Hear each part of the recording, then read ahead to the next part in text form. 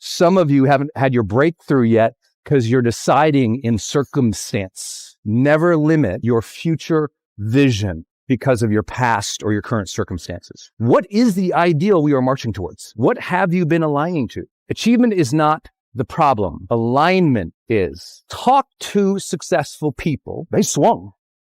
Are you swinging? Some of you haven't had your breakthrough yet because you're deciding in circumstance, not aiming upward. That forward motion that would feel like passion or even some level of like positive compulsion or obsession or that drive, that calling, that sense, it's away because you're in the muck of the now. You're in circumstance, or worse, you're in the past. And I'm here to tell you, never limit your future vision because of your past or your current circumstances. They are not tied together. There's no eternal cord there that you are aware of as a human. Maybe you're making decisions stuck in your circumstances. Maybe there's a reason that your future is not like pulling you out of bed without 7 cups of coffee. Maybe there's a reason you're not working out. Maybe the reason you are still in conflict with your spouse or your partner after all these years. You still fight like a 20 or 30-year-old, even though you're more mature. Why? Your vision for your future should be unmoored from today. And that is very hard for people to accept because they'll say, Brendon, you're selling hope. And I always tell this group, I'm like, I hope so. I mean, we need more people propagating hope. We need more people saying, you can do this. We need more people saying, I believe in you. We need more people saying, your potential is more than where you showed up yesterday. Your potential is so unbounded. It's just that our beliefs get in the way. And then we start doing dumb stuff. Here's why. You all been lied to. You've all been taught and given these little micro hopes, right? Hey, let me sell you. You know the easiest thing to sell in the world is? Let me give you an atomic habit. Nothing against the book. Great book. Great guy. Amazing teacher. No judgment there, except talk to anybody of significant success in their life. They will not say it was just the 1% things. They will not say it was just consistency. They will always tell you, if you actually talk with them, and this is the difference between a writer and a coach, someone who works on human behavior change versus someone who has ideas. And here's the difference. Talk to anyone of significant success. And when I say success, I mean it very specifically. That means you achieve long-term external measures of success, so we can measure it, and you maintain positive well-being, that's mental and physical health, and positive relationships. So that's actually a precise measurement and called high performance. And here's what we know, and this will stun you. Talk to anyone, and you, again, gauge me on this. Because a lot of you are very consistent. You are doing the small things. You are building those small habits that really matter. And by the way, that's the baseline. I'm not debating that that is necessary.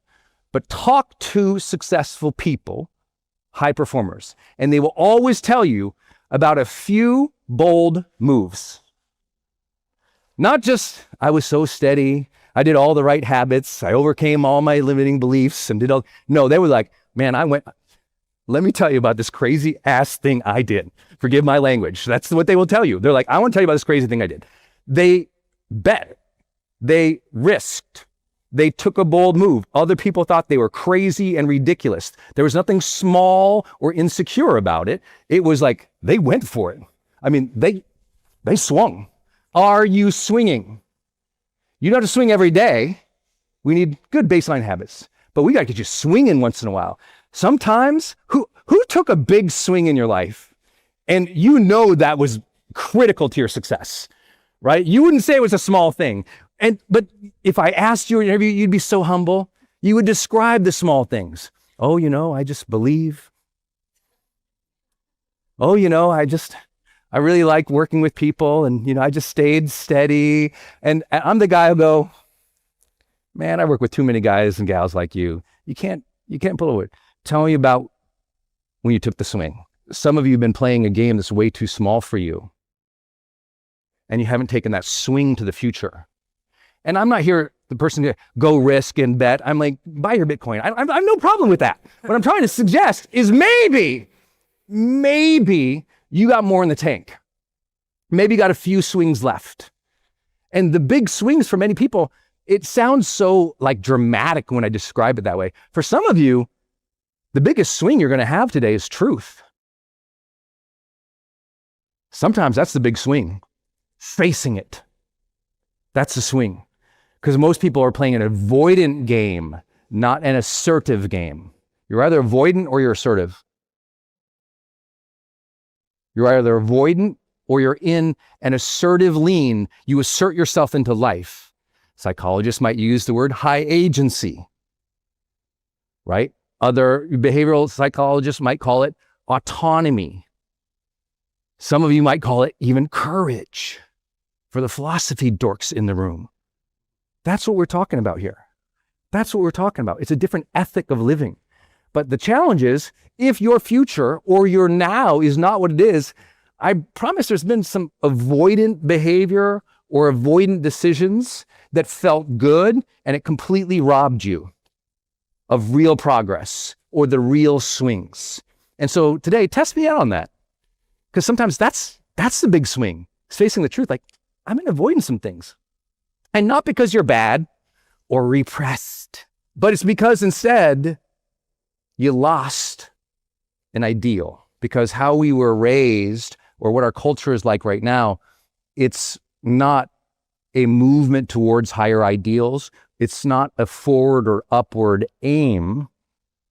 It's coping mechanism. Always operating from what more of us like behavioral coaches would say, they're kind of operating from that place where there's an unrealistic pessimism, right? They just like, it's a pessimism that just sticks. It's kind of always there.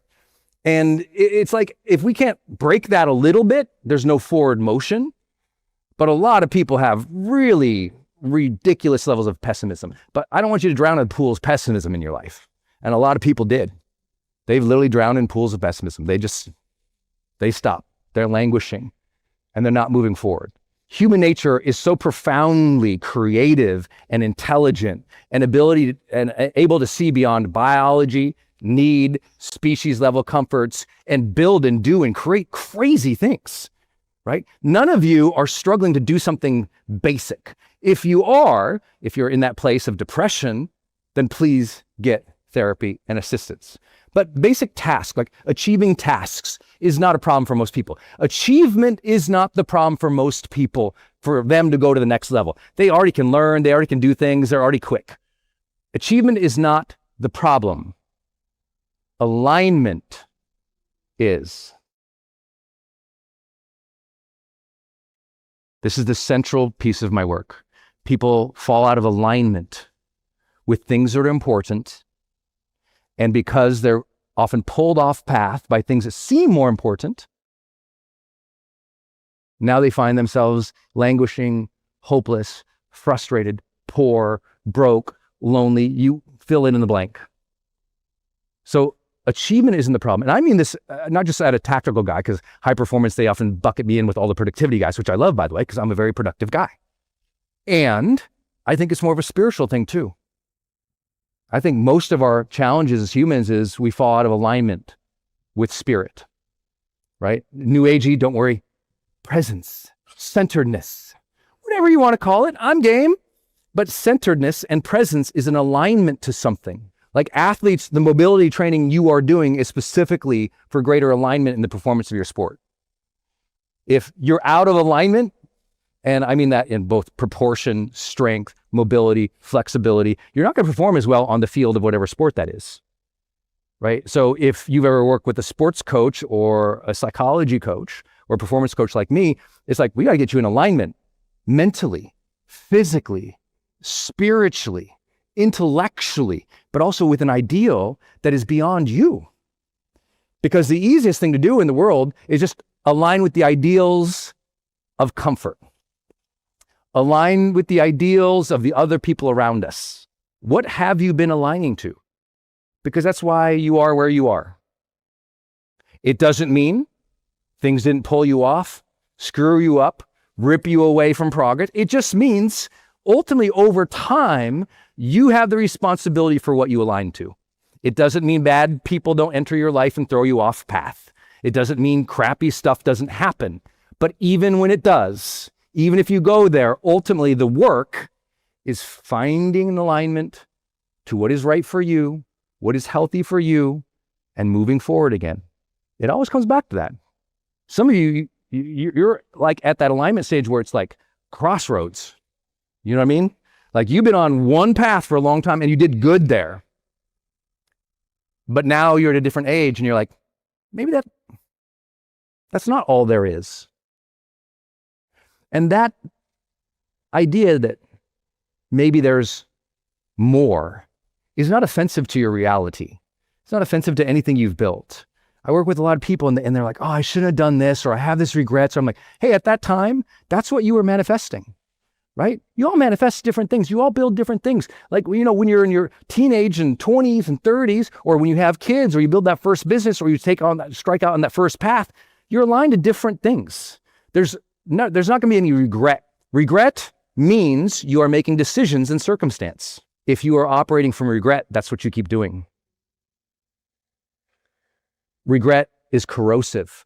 I'm like, whatever the past gave you, it was there. Whatever the past gave you, it's also back there. So I think it's important to realize, like, yeah, sometimes things get thrown in the scene I didn't want. But over a period of time, you are directing the character. You see yourself and you're saying, how should myself respond in that scene?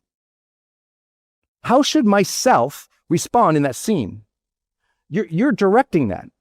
That observer director part of your intelligence, what we would call consciousness, can see and interpret your behavior separate than impulse.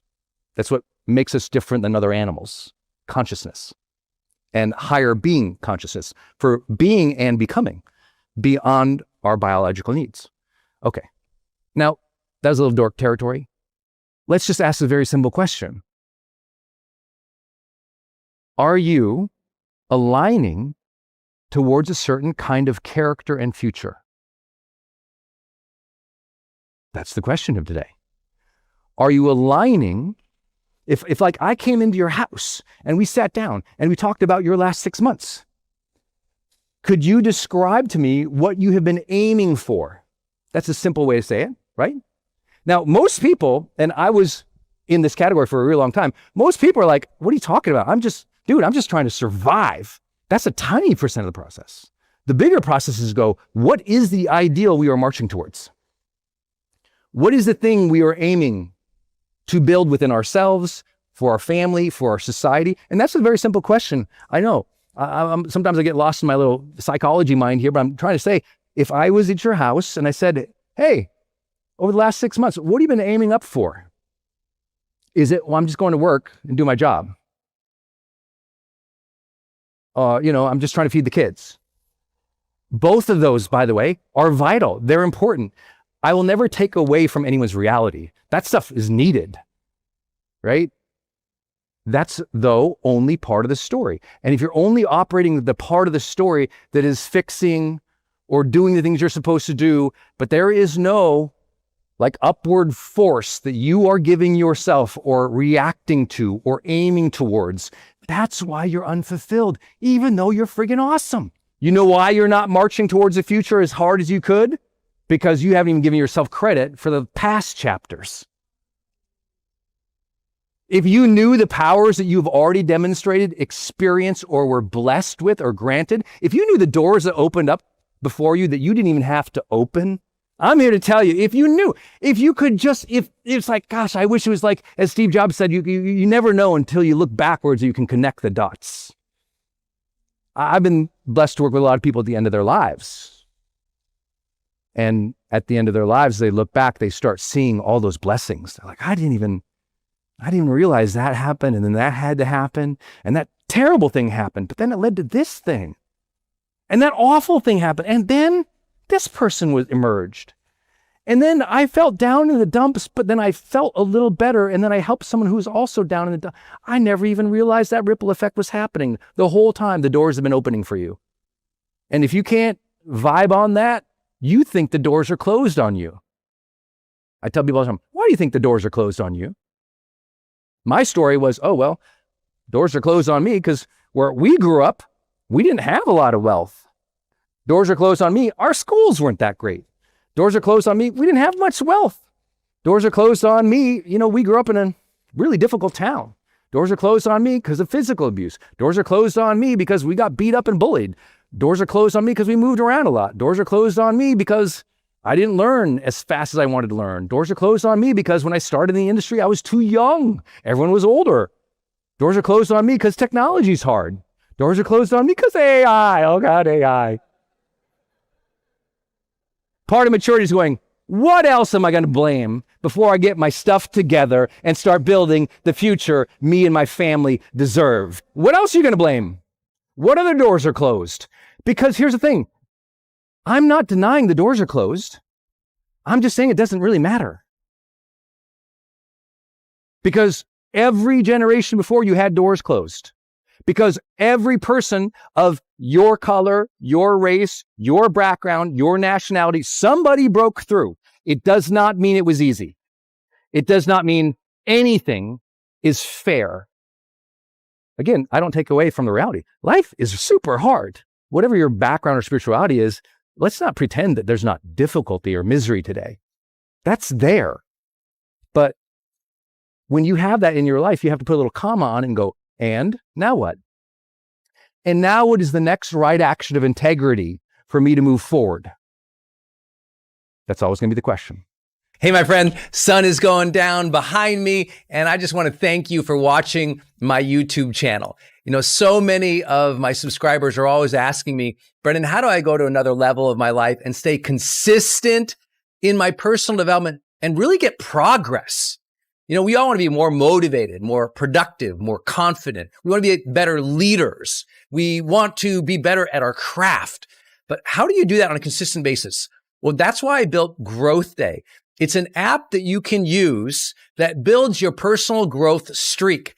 That every day you come in and you do a series of actions and you listen to some inspirational training and life strategies that advances your life. It's very hard to stay consistent in your life. I know sometimes you watch a YouTube video, you read a book here, you listen to a